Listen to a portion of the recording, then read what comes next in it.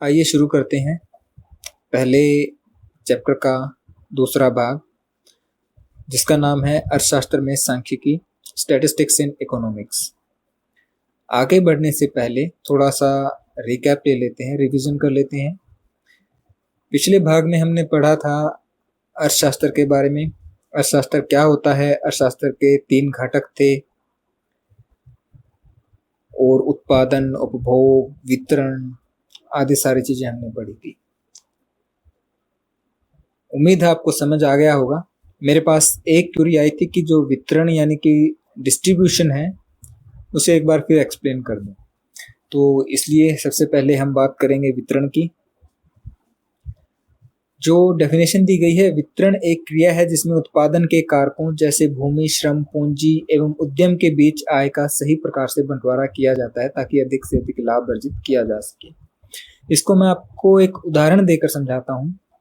मान लीजिए आप एक फैक्ट्री चलाते हैं, फैक्ट्री में आप बिस्किट बनाते हैं।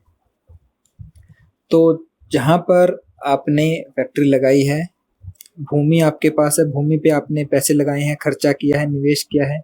श्रम मतलब मजदूरी, काम करने वाले लोग हैं जिनको आप पैसे देते हैं। पूंजी है, कच्चा माल खरीदने के लिए। उद्यम है, ऐसे व्यक्ति हैं जो आपको बताते हैं कि कैसे काम करना है या आपके लिए आपके बिजनेस को, आपकी फैक्ट्री को संभालते हैं, मैनेजर्स या उससे ऊपर के लोग। ये 4 चीजें अपने को चाहिए होती है कोई काम करने के लिए, कोई बिजनेस चलाने के लिए, कोई उद्योग चलाने के लिए। अब आपने उत्पादन किया, उसको बेचा, उससे आपको लाभ हुआ। उस लाभ को हम आय बोलते हैं, आमदनी बोलते हैं। अब उस आमदनी का आप क्या करेंगे? ठीक है, मान लो आपका 100 रुपए कुल मिलाकर खर्चा आता है और आपने जो बिस्किट्स बेचे उससे आपको 150 रुपए मिले। तो ये जो 50 रुपए आपको एक्स्ट्रा मिले हैं, 100 रुपए तो आपका खर्चा था, आपने जमीन के ऊपर किराया दिया या उसका आपको ब्याज, जो भी आपको खर्चा है एक जमीन को खरीदने के लिए वो खर्चा है, उसके अंदर लोगों की सैलरी है, मजदूरी है। कच्चा माल खरीदने के लिए, बिस्किट बनाने के लिए आप चीनी खरीदते हैं, गेहूं खरीदते हैं या आटा खरीदते हैं, तो उसके अंदर आपकी पूंजी लगती है। आपके जो मैनेजर्स हैं जो आपके काम को संभालते हैं, उनकी सैलरी जाती है। तो वो थे 100 रुपए, 50 रुपए आपको एक्स्ट्रा मिल गए, क्योंकि आप मान लो एक बिस्कुट आपको जितने भी रुपए में बना है, जितनी कीमत आई है, आप उससे ज्यादा में बेचेंगे, कम में तो बेचेंगे नहीं। तो आपने जितना भी ज्यादा में बेचा, आपको 50 रुपए अधिक मिले। अब इस आमदनी का आप क्या करेंगे? क्या आप और जमीन खरीद के नई फैक्ट्री लगाना चाहेंगे, या आप मजदूर और बुलाकर उत्पादन बढ़ाना चाहेंगे, या आप पूंजी ज्यादा लगाकर सामान, कच्चा माल यानी कि आटा और चीनी ज्यादा खरीदना चाहेंगे, या अपने मैनेजर्स को देंगे कि वो और अच्छे से काम करे या और मैनेजर रखें? तो आमदनी का किस प्रकार से बंटवारा किया जाए? मान लीजिए कि आपकी फैक्ट्री में अभी भी 7 घंटे काम होता है, जितना भी आप बिस्किट बनाते वो एक दिन 7 घंटे काम करने से बन जाता है। तो आप क्या कर सकते हैं? आप अपनी फैक्ट्री में 8 घंटे काम करवा सकते हैं। 8 घंटे काम करवाने के लिए आपको मजदूरी ज्यादा नहीं देनी पड़ेगी, क्योंकि एक दिन का जो वर्किंग शेड्यूल है, एक दिन में मजदूर जो काम कर सकते हैं वो सरकार की तरफ से भी मैक्सिमम 8 घंटे हैं। 8 घंटे आप काम ले सकते हैं।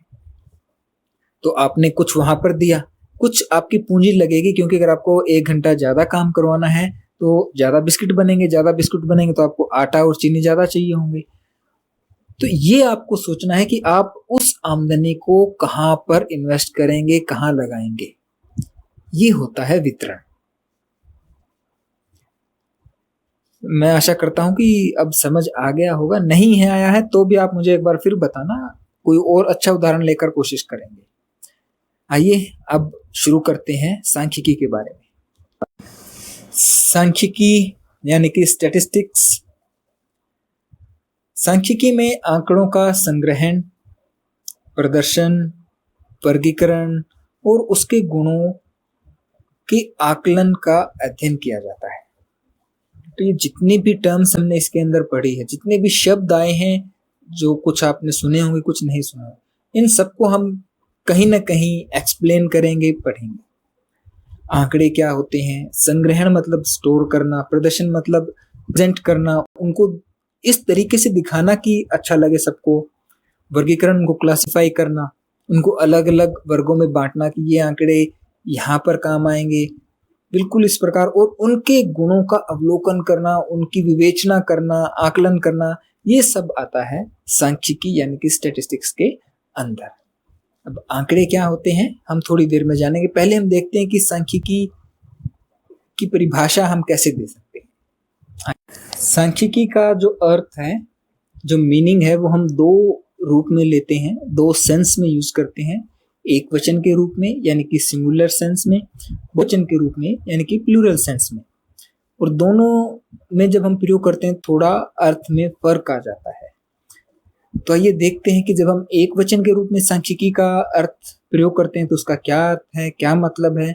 और बहुवचन में जब इस शब्द को प्रयोग करते हैं, स्टैटिस्टिक्स को, स्टैटिस्टिक्स जो वर्ड है ये सिंगुलर भी है, प्लूरल भी है, और हम दोनों सेंस में इसका यूज करते हैं, और दोनों में थोड़ा सा फर्क होता है इसके अर्थ में, इसके मीनिंग में। आइए जानते हैं क्या फर्क है। आइए अब बात करते हैं सांख्यिकी एक वचन के रूप में, यानी कि जब स्टैटिस्टिक्स का हम सिंगुलर सेंस लेते हैं तो उसका क्या मीनिंग है। सांख्यिकी वह विज्ञान है जिसमें किसी उद्देश्य के लिए आंकड़ों का संग्रहण, प्रदर्शन, वर्गीकरण और उसके गुणों के आकलन का अध्ययन किया जाता है। मीन्स स्टैटिस्टिक्स को जब हम किसी स्पेसिफिक ऑब्जेक्टिव के लिए, उद्देश्य के लिए डेटा को स्टोर करते हैं, उसको रिप्रेजेंट करते हैं, क्लासिफाई करते हैं और उसके गुणों को एनालाइज करते हैं, कोई खास उद्देश्य होता है, उसके लिए हम डेटा इकट्ठा करते हैं और उसके साथ एनालिसिस होता है, उसे हम बोलते हैं सांख्यिकी। और एक सब्जेक्ट के रूप में सांख्यिकी की जो डेफिनेशन है वो यही है। आपको ज़्यादा क्लियर होगी जब हम बात करेंगे प्लूरल यानी कि बहुवचन के रूप में सांख्यिकी की। जब हम सांख्यिकी की बात करते हैं बहुवचन की सेंस में यानी कि बहुवचन के रूप में, तो बहुत सिंपल सा मीनिंग है, व्यवस्थित रूप से संग्रहित संख्यात्मक तथ्य, सिस्टमेटिकली कलेक्टेड न्यूमेरिकल फैक्ट्स। और ये जो इतनी बड़ी हमने लाइन लिखी है, इतना बड़ा सेंटेंस लिखा है, ये किसके लिए यूज करते हैं, डेटा के लिए यानी कि आंकड़ों के लिए। तो जब हम स्टैटिस्टिक्स को प्लूरल सेंस में लेते हैं तो उसका मतलब होता है, उसका मीनिंग होता है डेटा यानी कि आंकड़े। आइए अब आगे बढ़ते हैं, बात करते हैं डेटा की। डेटा यानी कि आंकड़े। डेटा जो वर्ड है वो सिंगुलर प्लूरल दोनों ही सेंस में यूज होता है। तो आंकड़े क्या होते हैं, आंकड़े तथ्यों जैसे कि माप, शब्द, अवलोकन, विचार आदि का संग्रह है। संग्रह मतलब कलेक्शन, तथ्य मतलब फैक्ट। फैक्ट्स क्या होते हैं, जैसे आपकी हाइट, मान लीजिए कुछ 5 फुट 5 इंच ये आपकी हाइट है, ये एक फैक्ट है, ये एक माप, तो एक तथ्य है। आपकी एज, आपका वेट, ये सब तथ्य है, तो ये आंकड़े भी हैं। अवलोकन, आप एक सड़क किनारे बैठे हैं, आपने देखा कि आज रोडवेज की 5 बसें गई हैं, तो ये क्या अवलोकन है, ये भी तथ्य है। जब हम इनका कलेक्शन करते हैं तो वो आंकड़े बन जाते हैं। तो आइए थोड़ा सा और पढ़ते हैं डेटा के बारे में। एक उदाहरण देता हूं, सत्र 2018-19 में SSMS GGSSS विद्यालय की +2 कक्षा के सारे विद्यार्थी उत्तीर्ण हुए और 15 विद्यार्थियों ने 70% से ज्यादा अंक प्राप्त किए। तो ये फैक्ट्स भी हैं इसके अंदर, सत्र की कौन से सेशन की बात हो रही है, कौन से विद्यालय की बात हो रही है, कौन सी कक्षा की बात हुई और कितने विद्यार्थी थे, कितने अंक थे, ये सारे फैक्ट्स हैं।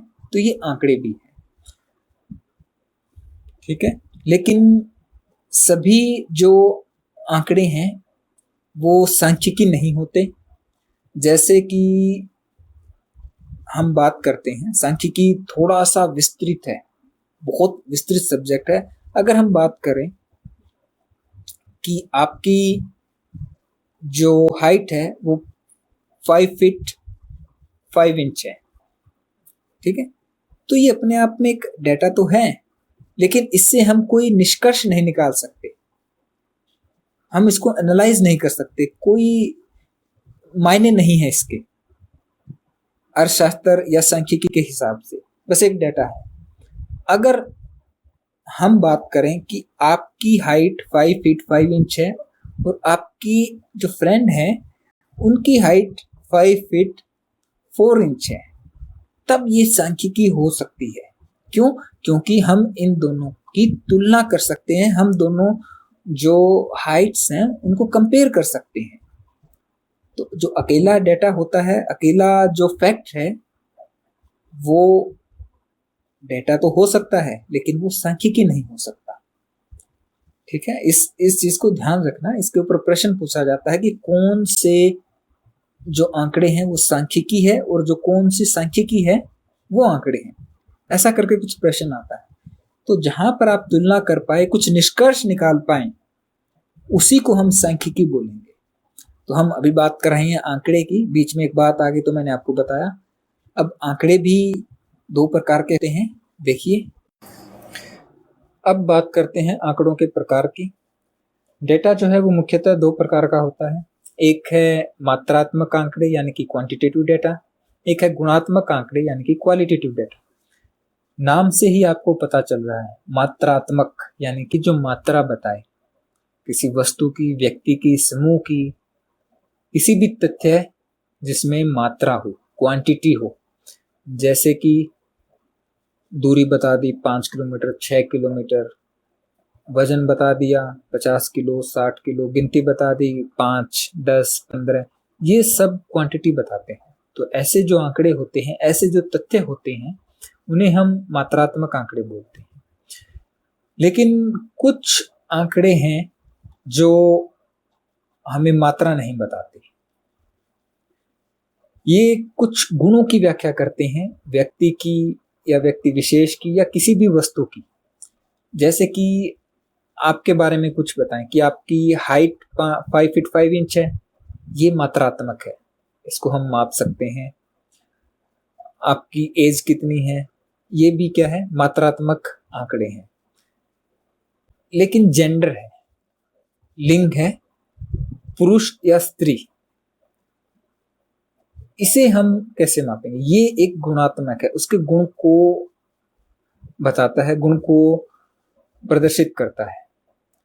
कोई व्यक्ति अच्छा है, बुरा है, कुशल है, अकुशल है, अच्छा बोलता है, नहीं बोलता है, उसको इंग्लिश बोलनी आती है, नहीं बोलनी आती, हिंदी प्रवाह में बोल सकता है या नहीं बोल सकता। ये जो तथ्य हैं, ये जो डेटा है, ये क्या है, क्वालिटेटिव है, गुणात्मक है, और इनका भी सांख्यिकी में बहुत प्रयोग होता है।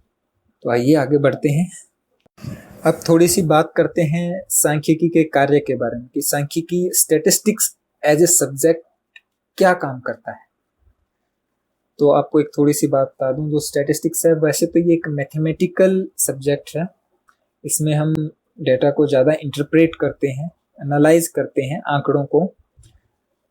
तो कुछ मैं आपको बताता हूँ, ये इतने ही कार्य नहीं है जितने मैंने लिखे हैं, कुछ एक मैंने बताए हैं आपको। एज ए सब्जेक्ट ये क्या काम करता है, तथ्यों को निश्चित रूप में प्रस्तुत करता है, सहायता करता है अपनी, कि अपने पास बहुत सारा डेटा है। आपकी कक्षा के अंदर हर एक सब्जेक्ट में कितने मार्क्स आए हैं सबको अपने अपने पता है, लेकिन स्टैटिस्टिक्स यानी कि सांख्यिकी के हेल्प से, उसकी सहायता से हम इसको एक निश्चित रूप में प्रस्तुत कर सकते हैं। तथ्यों की तुलना करना। अब किस विद्यालय में +2 के अंदर कितने बच्चे उत्तीर्ण हुए, कितने पास हुए, कितने बच्चों की मेरिट आई, हम तुलना कर सकते हैं। कौन हेल्प करता है? सांख्यिकी हेल्प करती है, क्योंकि हम परसेंटेज निकाल लेते हैं, औसत निकाल लेते हैं। अब हर एक बच्चे को तो हम आपस में कंपेयर नहीं कर सकते, क्योंकि बहुत सारे स्कूल हैं। हम उसमें से अपने लिए जो महत्वपूर्ण सूचना है वो निकाल लेते हैं। और इसमें कौन सहायता करता है? सांख्यिकी करती है। पूर्वानुमान में सहायक, अब डेटा के हिसाब से हम पूर्वानुमान लगा सकते हैं। अगर हमारे पास सही आंकड़े हैं, सांख्यिकी हमें ऐसे टूल्स देती है जिससे हम पूर्वानुमान लगा सकते हैं। जैसे कि मौसम विभाग है, वो आपको पहले से बता देता है कि आज बारिश आएगी या तेज हवाएं चलेंगी या इतना तापमान बढ़ सकता है।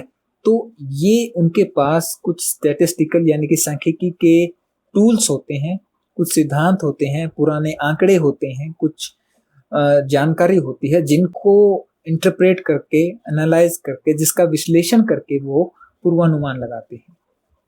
नीति निर्माण में सहायक है। अब आंकड़े आपके पास हैं, आपके पास आपकी कक्षा के सभी विद्यार्थियों के मार्क्स, नंबर्स हैं, लेकिन जब तक आप उनका उपयोग नहीं करोगे उनका फायदा क्या है? तो सांख्यिकी आपको सहायता करती है नीति बनाने में कि आपके ज़्यादातर बच्चों के इंग्लिश में कम मार्क्स हैं, तो हम देखेंगे भी इंग्लिश के पीरियड्स ज़्यादा किए जाएं। इकोनॉमिक्स में कम है तो इकोनॉमिक्स में अच्छा बनाने के लिए हम क्या कर सकते हैं? तो जो नीति हमें बनानी है उसमें सांख्यिकी हमारी सहायता करती है। चलिए आगे चलते हैं और देखते हैं कि सांख्यिकी का अर्थशास्त्र में क्या महत्व है। तो अर्थशास्त्र में सांख्यिकी का महत्व, जो कि हमारे लेसन का यानी कि चैप्टर का नाम भी है, जब हमने पढ़ा था पिछले पार्ट में, हमने ये पढ़ा था कि जो अर्थशास्त्र है वो आर्थिक समस्याओं का समाधान देता है। तो सांख्यिकी क्या करती है? जो अपने पास आर्थिक समस्या आई है उसकी परिमाणात्मक अभिव्यक्ति देती है, क्वांटिटेटिव बना देती है उसको, ताकि उसको हम एनालाइज कर पाए। उससे समस्या को समझना आसान हो जाता है। और जब तक अपने को समस्या समझ ही नहीं आएगी, प्रॉब्लम अपने को समझ नहीं आएगी, हम उसका समाधान नहीं निकाल सकते। दूसरा है अर्थशास्त्र के सिद्धांतों के प्रतिपादन में सहायक। अर्थशास्त्र के अंदर बहुत से सिद्धांत बने हैं, तो उन सिद्धांतों को बनाने में सांख्यिकी का बहुत ही महत्व है। बहुत टूल्स अपने को देती है कि हम प्रयोग कर पाएं और देख पाएं कि हमारे सिद्धांत सही है या नहीं है। तो बहुत सारे सिद्धांतों के प्रतिपादन में सांख्यिकी बहुत महत्वपूर्ण भूमिका निभाती है। अब महत्वपूर्ण है अंतर क्षेत्रीय व अंतर समय तुलना। ये तुलना करने में अपने को सहायता देती है। हमने जैसे कि एक एग्जांपल मैंने आपको दिया था, आपको किसी विद्यालय में एडमिशन लेना है, आप देखते हैं भी इनका +2 का रिजल्ट चेक करते हैं कैसा है, तो आप देखते हैं कि इतने बच्चे इनके थे, इतने पास हुए, दूसरे विद्यालय के इतने बच्चे थे, एक विद्यालय में सभी पास हो गए, एक विद्यालय में 2 बच्चे पास नहीं हो पाए, लेकिन जो पास हुए थे उन सबके मार्क्स 80% से ऊपर थे। तो स्टैटिस्टिक्स यानी कि सांख्यिकी तुलना करने में आपकी बड़ी सहायता करती है कि कौन सा अच्छा रहेगा, जिसमें सारे बच्चे पास हुए हैं या एक ऐसा कि जिसके अंदर 2 बच्चे पास तो नहीं हुए लेकिन बाकी सबके बहुत अच्छे मार्क्स है। अंतर समय तुलना करना, इस साल कितने बच्चे पास हुए, पिछले साल क्या रिजल्ट रहा, उससे पिछले साल क्या रिजल्ट रहा और ये रिजल्ट अच्छा होता जा रहा है या नहीं, ये अंतर समय तुलना है। इन सब के लिए सांख्यिकी बहुत सारे टूल्स हमें देती है जो हम तुलना कर पाए। और तथ्यों से महत्वपूर्ण सूचना प्राप्त करना है, ये हम पहले भी पढ़ चुके हैं कि जो फैक्ट्स हैं उनसे सूचना कैसे प्राप्त करनी है। हमने क्लास के सारे मार्क्स लिख लिए, लेकिन वो तो केवल डेटा हुआ, उस डेटा से इंफॉर्मेशन निकालने में सांख्यिकी हमारी सहायता करती है। तो अर्थशास्त्र के अंदर सांख्यिकी का बहुत ही महत्व है। इसी कारण हम पूरा एक भाग आप देखेंगे तो पूरी एक यूनिट है सांख्यिकी की जो हम +1 में पढ़ेंगे। अब ऐसा नहीं है कि सांख्यिकी की कोई कमियां नहीं है। सांख्यिकी यानी कि स्टैटिस्टिक्स की कुछ लिमिटेशंस भी है, कुछ सीमाएं हैं। सबसे पहली बात, ये गुणात्मक घटनाओं का अध्ययन नहीं करती। आपकी इंग्लिश बहुत अच्छी है, कितनी अच्छी है, बाकी स्टूडेंट्स की अच्छी क्यों नहीं है, तो ऐसी घटनाओं का अध्ययन ये नहीं करती है। केवल ये क्वांटिटेटिव डेटा, मात्रात्मक घटनाओं का अध्ययन करती है। दूसरी बात, व्यक्तिगत इकाइयों का कोई महत्व नहीं। ये मैंने आपको पहले भी बताया था कि मान लीजिए आपके इकोनॉमिक्स में 85 मार्क्स आए हैं, तो सांख्यिकी के लिए इसका कोई मीनिंग नहीं है। सांख्यिकी का कोई भी टूल इसके साथ कुछ भी नहीं कर सकता, ना हम इसकी औसत निकाल सकते, अगर इतनी ही बात है तो। लेकिन अगर आप बात करते हैं कि आपके 85 मार्क्स हैं, आपके फ्रेंड के 84 हैं, तब हम देख सकते हैं कि हाँ भाई ये डाटा ज़्यादा है, इसका एवरेज यानी कि औसत भी निकल सकती है। तो ये एक लिमिटेशन है कि व्यक्तिगत इकाइयों का सांख्यिकी के लिए कोई महत्व नहीं, कोई मायने नहीं। तीसरी बात है, केवल विशेषज्ञ ही इसका सही प्रयोग कर सकते हैं। विशेषज्ञ का अर्थ क्या है कि इसके अंदर बहुत सारे टूल्स हैं जो सामान्य आदमी के लिए नहीं है। कुछ एक टूल्स को सभी यूज कर सकते हैं, औसत निकाल लिया, प्रतिशत निकाल लिया, ये सब सामान्य लोग भी कर सकते हैं। लेकिन जब बात आती है कोरिलेशन की, रिग्रेशन की, बहुत सारे टूल्स हैं जो विशेषज्ञ ही सही तरीके से प्रयोग कर सकते हैं। नेक्स्ट है दुरुपयोग की संभावना। दुरुपयोग कैसे है, इसके लिए मैं आपको थोड़ी सी कहानी बताता हूं, आपकी बुक के अंदर भी होगी। 4 मेंबर्स की एक फैमिली थी। 4 मेंबर्स का एक परिवार था जिसमें पति पत्नी और 2 बच्चे थे। वो नदी पार करने के लिए निकले। पिता को नदी की औसत गहराई की जानकारी थी।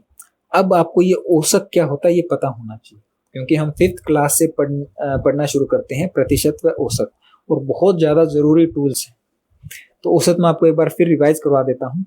जितना भी डाटा है उनको जोड़कर हम डिवाइड करते हैं, भाग देते हैं उनकी गिनती से। मतलब 5 डाटा है किसी का, 5, 7, 5, 7, 5, 5 लोगों का कोई भी डाटा है, तो जो भी डाटा है उसको हम जोड़ेंगे और भाग देंगे उनकी गिनती से। 1, 2, 3, 4, 5, 5 से भाग देंगे, तो जो आंसर आएगा वो औसत होगा। तो मान लीजिए जो नदी की सबसे गहरी जगह थी वो 6 फुट थी, जो सबसे कम गहरी जगह थी वो 2 फुट थी। तो औसत गहराई क्या आ जाएगी, 2 + 6 बटे में 2, क्योंकि डाटा कितना है, 2 ही है। तो 8 बटे में 2, 4 फीट आ गई। तो अपनी नदी की औसत गहराई आ गई 4 फीट। अब हम बात करते हैं सदस्यों का औसत कद। मान लीजिए एक बच्चे का कद था 3 फीट, दूसरे का 4 फीट, मदर का था 5 फीट और फादर का था 6 फीट। अब ये डाटा कितने हो गए गिनती में, 4। इनका जोड़ कितना हुआ है, 18। तो 18 बाय जब हम 4 करेंगे तो ये औसत जो आएगा ये 4 से बड़ा आएगा, लगभग 4.5 के आसपास आ गया। तो जो परिवार था उसकी जो औसत हाइट थी वो नदी की औसत गहराई से ज्यादा थी। तो फादर ने सोचा कि हम निकल सकते हैं क्योंकि हमारी औसत जो हाइट है वो ज्यादा है। लेकिन नदी पार करते समय परिवार के कुछ सदस्य डूब गए। डूबने ही थे क्योंकि बच्चों की हाइट क्या थी, 3 फीट थी, 4 फुट थी, लेकिन नदी की गहराई कितनी थी, 6 फीट। तो यह दोष क्या था, दुरुपयोग है। हम बिना सोचे समझे सांख्यिकी का प्रयोग नहीं कर सकते। तो सांख्यिकीय विधियां जो है, स्टैटिस्टिकल टूल्स है, वो सामान्य बुद्धि को रिप्लेस नहीं कर सकते, कॉमन सेंस को रिप्लेस नहीं कर सकते। तो ये बात हुई कि इसका दुरुपयोग कैसे हो सकता है। आइए आगे बढ़ते हैं। आइए अब हम बात करते हैं कि सांख्यिकी क्षेत्र क्या है, स्टैटिस्टिक्स जो है वो कौन कौन से एरिया में यूज होती है। तो बैंकिंग में ऑब्वियस सी बात है, जितने भी बैंक हैं और जितने भी फाइनेंशियल इंस्टीट्यूट हैं, जो इनका जहाँ पैसे का लेन देन होता है वहाँ पे सांख्यिकी यूज होती है। आर्थिक अनुसंधान के अंदर, व्यवसाय यानी कि जो बिजनेसेस हैं, जो फैक्ट्रीज हैं, उनके अंदर बहुत ज़्यादा यूज है। मार्केटिंग स्ट्रेटेजी बनाने के लिए, आपको अपनी कोई चीज़ बेचनी है, उसके लिए मार्केटिंग करनी है, उसके लिए बहुत ज़्यादा रिसर्च की जाती है और स्टेटिस्टिक्स का यूज होता है। राजनीति में ये होता है आजकल। तो आपने जब भी इलेक्शन होते हैं तो आपने सुना होगा एग्जिट पोल आते हैं, ओपिनियन पोल आते हैं, तो वो किसके ऊपर बेस होते हैं, सांख्यिकी के टूल्स यूज करते हैं कि कौन जीतेगा, कौन हारेगा, पिछले साल कितने वोट मिले थे, इस साल कितने मिलेंगे। तो बहुत बड़ा क्षेत्र है और ये मैंने बहुत थोड़े लिखे हैं। इसके अलावा भी सांख्यिकी बहुत ज़्यादा क्षेत्रों में प्रयोग हो रही है। आप अपने विद्यालय में भी देखते होंगे, हर महीने आपके जो मंथली टेस्ट होते हैं उनका रिजल्ट बनता है यहाँ से। इतने बच्चों के 0 से 10% तक आए हैं, इतने बच्चों के 11 से 33% तक मार्क्स आए हैं। तो ऐसा ये क्या है, ये सांख्यिकी ही तो है। तो अपना ये चैप्टर पूरा होता है। आशा करता हूँ आपको समझ आया होगा। अगर कुछ नहीं है तो आप मुझसे पूछ सकते हैं। कुछ एक जनरल नॉलेज के क्वेश्चन है जो मैं आपको दे रहा हूँ, वो आप कर लेना। इसका जो क्वेश्चन है वो मैं आपको कल दूंगा। धन्यवाद।